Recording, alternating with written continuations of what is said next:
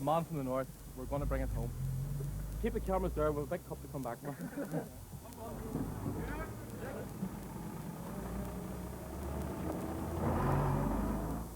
Hello and welcome to the Sunday game on All-Ireland Hurling Sunday. It was a Sunday which saw a historic event at Croke Park this afternoon, Antrim's first appearance in the senior hurling decider since 1943. Well, all the colour and excitement of this big day for the men from the north coming up in the programme tonight. The story of the 1989 All-Ireland Hurling Final, interviews, analysis, our live phone-in, that's on 838888, and those lines are open now. Plus, of course, our man of the match selection from this year's final. Now, we'll be making that presentation live on the Sunday game tonight. Indeed, we have outside broadcast units in both camps. Now, we'll be going over to Malahide a little bit later on to join the Antrim team where they have been camped for the weekend, and where on Taoiseach, Charles Haughey met some of the Antrim players earlier on. Well, will that presentation be made there later on tonight? Or will it in fact be made at Leopardstown, where the Tipperary men are having their after-match function right across on the other side of the city at the racecourse function rooms. And both events, as you can see, are in full swing at this stage. Well, also on the programme tonight, the views of our panel, and they are Conor Hayes, the Galway captain, and Donal O'Grady, former All-Ireland medal winner with Cork. Well, right now, let's pick up on the headlines of the day in sport with Anne Casson.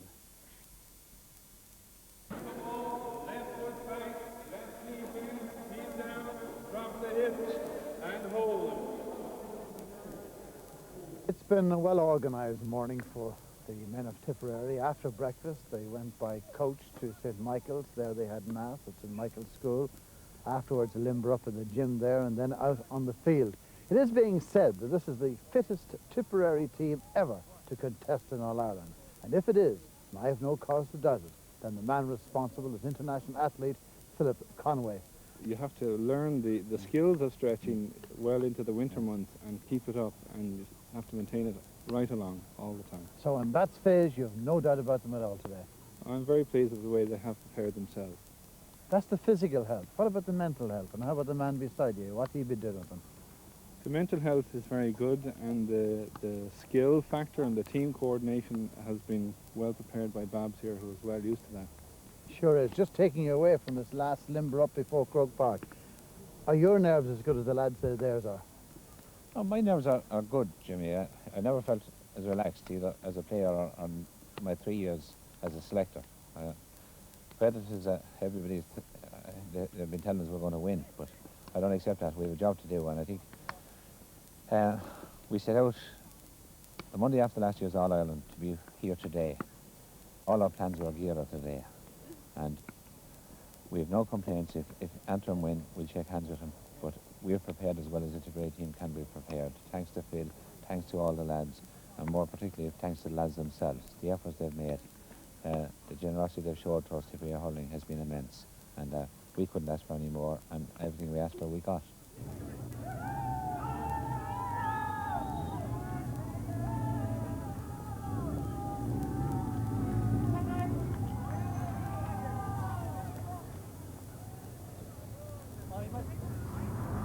Antrim hurling has waited several generations for this moment, the dawn of All-Ireland final day, and the team from the Saffron County involved. That tingle of expectation is in the air. The players may be feeling just a little bit tense at this moment as they realise the enormity of the challenge that awaits them, but those around the team firmly believe that Antrim can do it. Bishop Tony Farker of Down and Connor. Interesting that our paths should cross at an All-Ireland final involving Antrim, given sporting associations in the past. That's right. Well, we've had a few meetings in the past in our Belfast days together.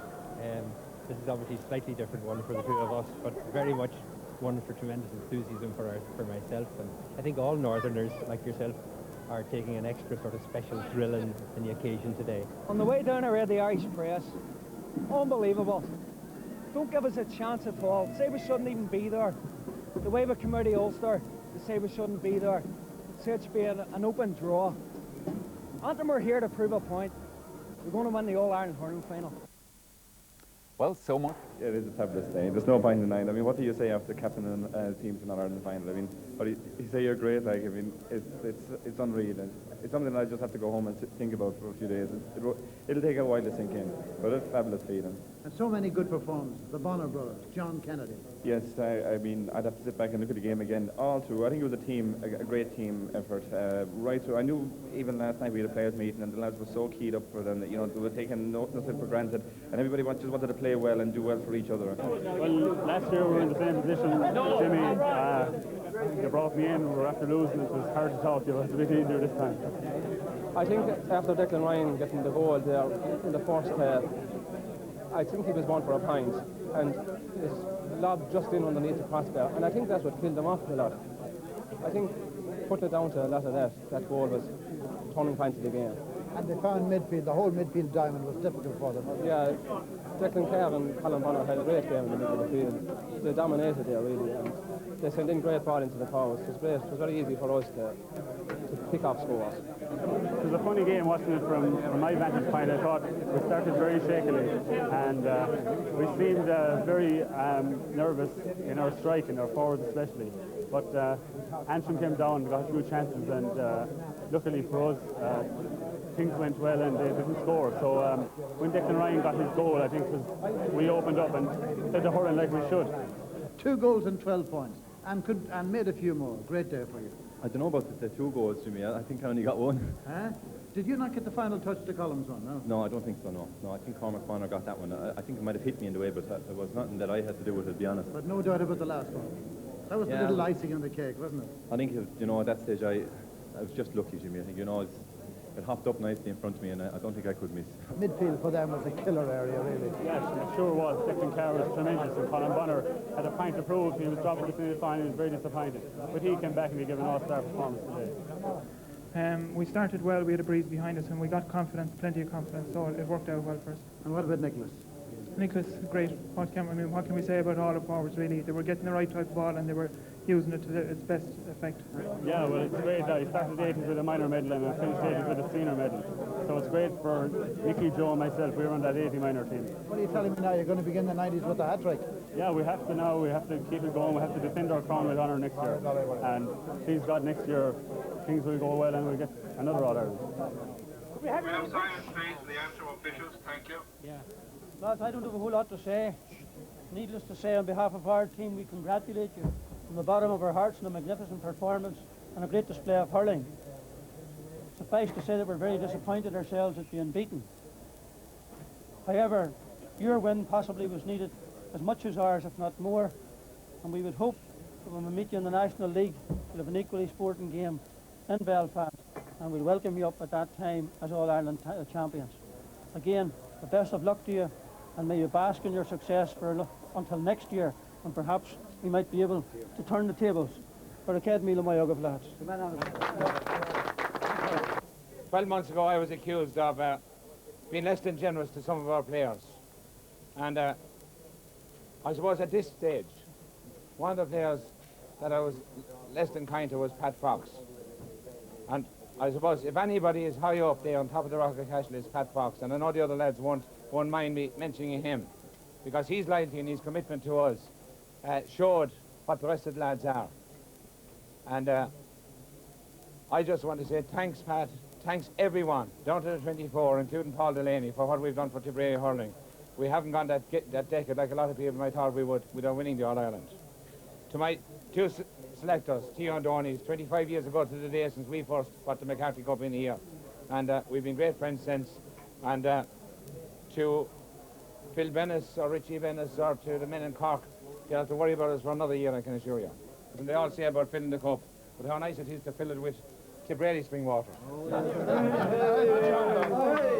And there might be something else in it tonight. Well, now we come to one of the high points of the night on the Sunday game, the naming of the man of the match for the 1989 All-Ireland Hurling Final. Well, now that decision was made by our panel of Conor Hayes and Donal O'Grady, but the announcement will now be made by Jimmy McGee out at Leopardstown. Yes, here we are, and what a nice evening we've had here with the Tipperary Association. Lovely meal, certainly I feel fine after it anyway. And here just on my left and behind me we have 2 welcome visitors tonight, Bobby Ryan and Liam McCarthy, or should it be Liam McCarthy and Bobby Ryan? Anyway, Bobby's had a special stick, I want to tell you. He's had it for 5 years now. Would you believe in the last 5 minutes of the game today, he broke it. But he won't mind that too much, I'd say. and knowing him, it's probably be repaired tomorrow, or maybe Tuesday. This has been the day of the 18s, the end of an 18-year wait.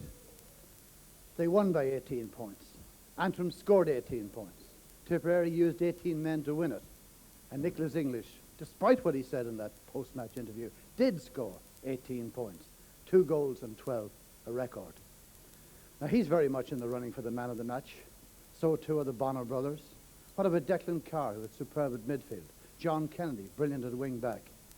I have no vote in it, as Michael said. That's Donald and Connor. I have my own ideas as to who should get it, but I'll keep quiet for the moment. The man to take us out of our misery, the man of the match, All-Ireland Senior Hurling Final of 1989. Here to present it, tell us who it is, our match commentator, Ger Canning.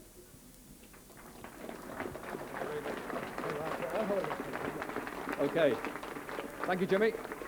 Yes, it was a superb performance by Tipperary, and the jury was out for a little while on this one because of what Jimmy said, so many good performances, taking you out of your misery straight away. One of my heroes for a long time. Man of the match this year is Nicky English.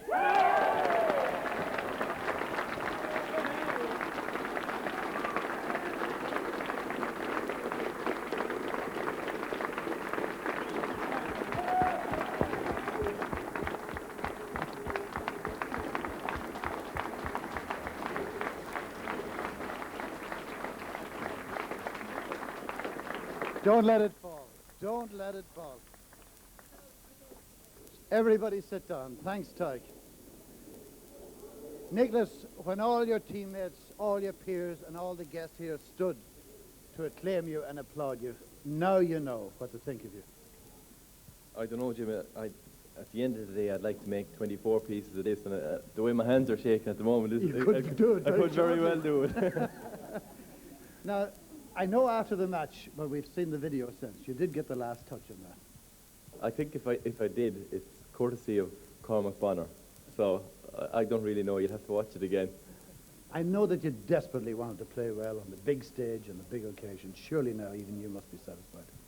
I think it's great. Since 1971 I was at the match, and I was a kid of 7 or 8 years of age, and I always wanted to play with Tipperary, and to pull on the Tipperary jersey for me is enough. And eventually when we won the All-Ireland today, it's more than anything I could have ever hoped for. And I'd like to thank the rest of the lads that helped me, and Babs, Theo and Donny, and I think Bobby and myself, and even though Bobby looks it, but I mean, I don't really look at it if I've been around so long. You mean he's younger looking than you? Come on, don't be pandering to the captain. No, I think Bobby has been around a long time, and I've been around a little bit less, but I think, you know, at the end of the day, it was great just to be part of a Tipperary team that won the All-Ireland final, and it's just a memory that I'll have forever and ever again. You got a dump in the mouth, huh? Yeah, I think it was just a little bit. I think I might have been playing for Jimmy a bit, you know. Yeah, I doubt that. One thing just before I let you go and sit down and finish your meal. The last goal near the end, that will live with you forever, surely. Yeah, I think it just hopped up nicely to me. And it could hop up to hundreds of people and they wouldn't put it in.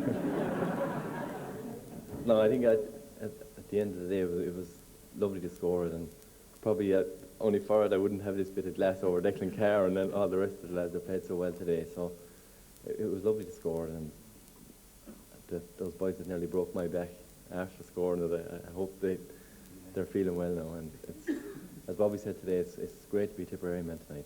You will notice that he has not dropped the special Man of the Match award.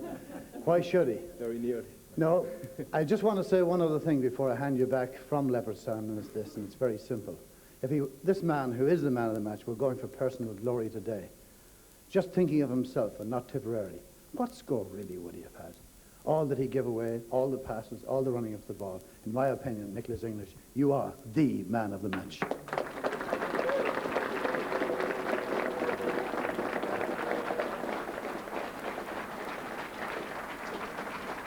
Yes, and I think most people would agree that Nicholas English was in a class of his own at Croke Park this afternoon. Well, Antrim, on the other hand, have been reflecting on their part in the 1989 All-Ireland Hurling Final. So let's find out what the feelings about that match are in their camp now, as we go over to the losing camp at the Grand Hotel in Malahide, and George Hamilton, who is talking to Niall Patterson. I think we'll probably take a rest for a couple of months. and we'll get our heads together and try and learn from the experience. There's no doubt about it. It's a great experience being an All-Ireland final, like, but it would definitely didn't end up the way we'd planned. What do you remember most about today? First goal. Oh, I thought you didn't want to talk about that. The ball dropped down, I lost it in the sun, and I didn't want to reach for it in my hand in case I missed it, and I put my stick up, and I just come off the top of my stick into the roof of the net. There's one happened before that. Cormac Bonner and myself collided. I come out as well below a dropping ball, and I lost it in the sun again, but I was fortunate enough with that one. It just didn't happen for me the second time, and it possibly could have been the turning point in the game. The actual parade round behind the band, from you step out from behind the band until you finish, you don't remember anything of it at all. The whole day on the field actually passes by very, very quickly. That's what it was. Do you remember much about your scoring contributions? Well, the first point I took, I probably should have gone on and taken the goal, but at the time, Tipperary just scored a goal, and I felt it needed a score to definitely settle me, and I thought if I'd missed, it would have been, worse on it than if I'd scored the point. So, one of those things. Then the goal came. Goal came in the second half. It was a good pass out. I think it was from Aidan McCarry out to himself, and just it was on the opener. Took the shot. So you can lie in bed at night and think about that. It would be nice to get a few more of them. It would be nice if a lot more scores than what we did. I enjoyed the day yesterday and took my mind off the game. I didn't play particularly well myself today, but I don't think that was a factor. I think Tipperary's skill and Tipperary's determination was more a factor in that than my own abilities or talents or whatever it is. They played very well, and all credit to them. They did very well. Many another team would have lost their discipline going so far behind, but Antrim, I felt, kept their heads, kept their cool, and kept their heads up. Yeah, I think at half-time I was shouting at them to be proud of themselves and keep their pride, because, as you say, it was their first time on a big occasion, on an All-Ireland final. I saw a little bit of the preview of the match, and Liam McDonagh said this was a different ball game from a semi-final. Antrim have done well in semi-finals, but this was a different ball game, and that's what it proved to be. Tipperary were sharp, they were hungry, they knew what they had to do. They were a little bit wiser because they were beaten last year, and they knew they didn't want to lose. Now, what we came into was a situation where we didn't know what to expect, we didn't know what to do practically, and we started off reasonably well. Then Tipperary just wore us down with their determination. Some super players. Like I really enjoyed the match on reflection from watching some of their players play. Nicholas English, I think, proved himself to be the best player in the country today. Declan Ryan was super. Yes, indeed, a nice compliment there from Kieran Barr, and I'm sure Antrim will have learned, as he said, a lot from today's match. Our phone lines are still very busy, and they're still open if you can get through. 838888 is the number to ring if you have a point to make about today's match. Well, at this point, let me introduce my guests here in the studio again. Conor Hayes and Donal O'Grady are both very welcome. Donal, as Kieran Barr said there, they didn't know what to expect in today's final, neither did we, but I suppose at the end of the day it was all a little bit predictable, really.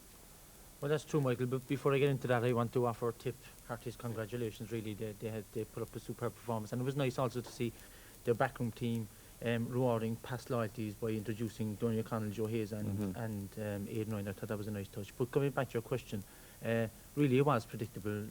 Tip were going in as hot favourites, Antrim underdogs, extreme underdogs really, and most people were Tip were going to win by a score of man, and that's as it happened.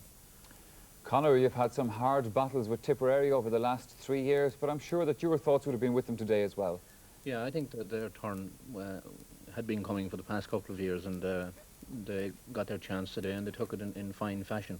I suppose going into the game, we weren't really sure what to expect from Antrim, but I think that Tipperary were hot favourites, and they proved themselves to be a very good team today.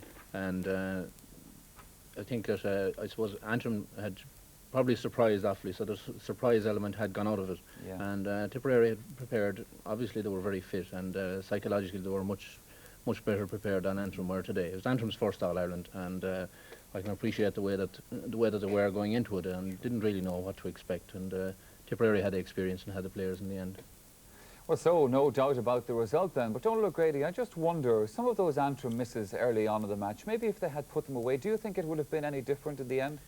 Well, Michael, any team going in Antrim's position, they must fight very hard for every ball. Every ball must be a make or break. And really, they were very slack when it came to that, particularly in the first 3 or 4 minutes. Yeah. They didn't pick up the men. They should have been tight on them from the start. Declan Carr's sideline ball here was easily picked up by Michael Cleary, and he stuck it over the bar. And then an Antrim man gave him 2 or 3 yards. That's fatal when it comes to Tip. It was lying their men, pressurised them all over the field. They didn't do that. And Secondly, when you get any chance, when you're in that position, you must put the fairly reasonable chances away. No, great skill there by Kieran Barr, caught a beautiful ball and made a great run. But coming up to the goal, took his chance and sent it wide. And that's fatal for Antrim, and that Tip went into a 4 points in the lead. That's the kind of thing, I suppose, is really a kind of a psychological blow, Conor, when you make a great run like that, and then I suppose really make a mess of it in the end. And I suppose all through the first half, things were going wrong. The little things, the big things were going wrong for Antrim. Yeah, I think that Tipperary were playing with a good bit more assurance. They had a bit of a nervous start, but then as the game went on, Tipperary settled down and played very assured kind of hurling. I think that, you know, even a clearance here out of the Antrim defence comes to Conal Bonner, the right half back. He gets his clearance back down, even though it's picked up again by Desi Donnelly. You know, Antrim were coming back into the game at this stage. Back out again, back to Conal Bonner again. He, you know, evades Sambo here and flicks it across, comes to John Lee. He has a bit of room again, perhaps he takes his point very easily. Good bit of dominance there by the Tip half back line. Again, this is the goal that coming up here. Declan Carr coming across. Lucky goal, really, and really was a blow. I'd say that Declan Ryan was going for, there, he was probably going for a point, dropped yeah. into the net, and it really set Antrim. It really set Antrim back. It was the type of score that they really couldn't afford to concede. If they had got it, it would have been a great boost to them. But it really, I think, it really set them back. It was about halfway through the first half, I think, and it really, you know, they dropped their heads after that. Well, I suppose, Donald, really this is part of the learning process for Antrim, because Tipperary have been there before. They had the experience in those kind of situations. Today, they were doing everything right, and that just wasn't by chance. That's right. There's an awful lot of pressure really on a team coming into their first All-Ireland. And Kieran Barr said it there in a nutshell. He actually found himself standing back admiring Tip at various stages. Yeah. That should never happen. If you're going about your work properly, that wouldn't happen. And really, in the first half, Tip showed great class. They took some great scores, moved the ball and used the ball very well, criss-crossing around the forward line, back and forth, and running off the ball was great to see from the upper decks of the stand. Sure. And a great catch there by Declan Carr again, runs up the sideline and over the bar. Very little pressure on him again, I must say, from the Antrim backs. And this was a feature of Tip. They strung 7, 8, 9 points together under no pressure, whereas their backs got in the timely tackles that will count. And this is a great move coming up here, particularly. See John Lahey, criss-crossing the ball back across. That's no backline can live with that kind of play. And a great one again from Pat Fox. Played excellently all through again today, as he has done in the championship so far. And Nick English just taps it away. That Antrim could never match that type of play all through. And that's what divided both teams in the end. The class from Antrim's sort of puffing and puffing at times, but they just weren't in it. In fairness to Antrim, they never really let it get to them. They just played on, as one of our panellists said this afternoon, as though nothing was happening. They came into it a bit more in the second half, but I think Tipperary always had plenty in reserve there. Tip had things in hand, all right, but at the start of the second half, Antrim got into the game. They had a great chance to get back at it. They had a penalty saved, which I think could have turned the game against them, really. And for 10 minutes of the second half, they fought like tigers. But Tip came along then and stuck the ball in the back of the net to lead by 2-14 to 5 points. Goal there by Cormac Bonner, despite what Jimmy McGee says, I think. And that's kind of set them off. But although Aidan McCarry, in fairness to him, got back, worked hard for a score and got a great goal here. Nothing Ken Hogan could do about it, and it lifted Antrim for a while. But they would have really needed to strung 1 or 2 more goals together at this point, but it was all over. And again, a superb move here.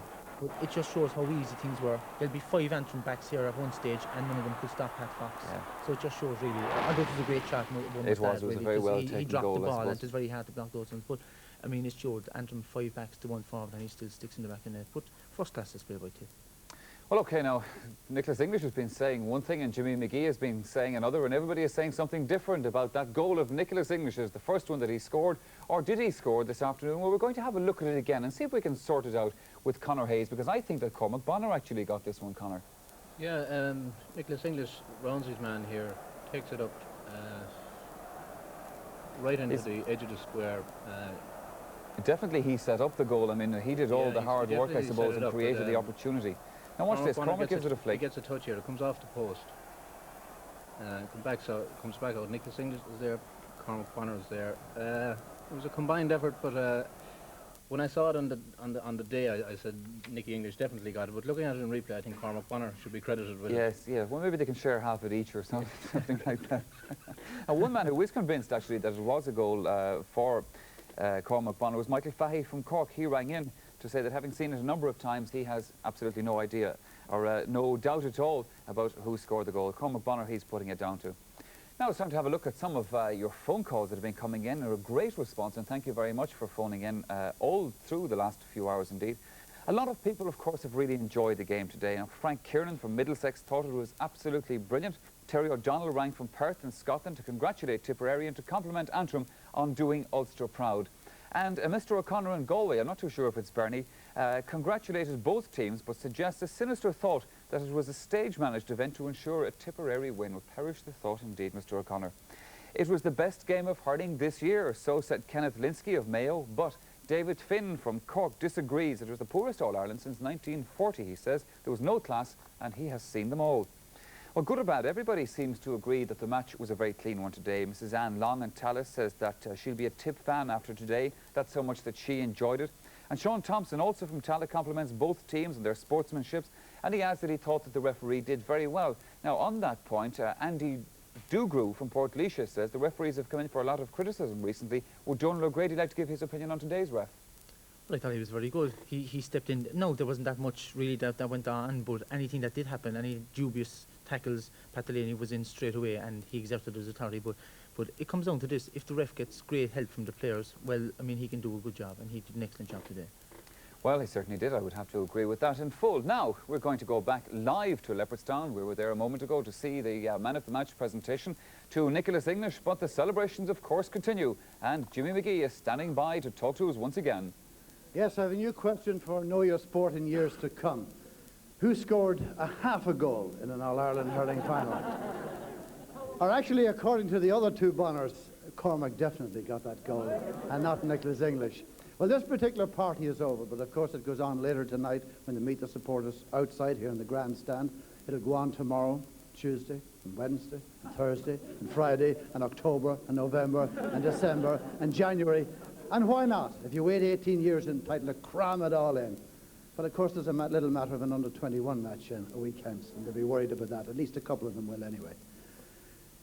They've been very kind to me, these Tipperary people, over the last few days. Most courteous, very hospitable, and I really feel part of them here tonight at Leopardstown. In fact, I'll let you in the secret. I have been invited to join the Slieve na Mon show band. So here goes.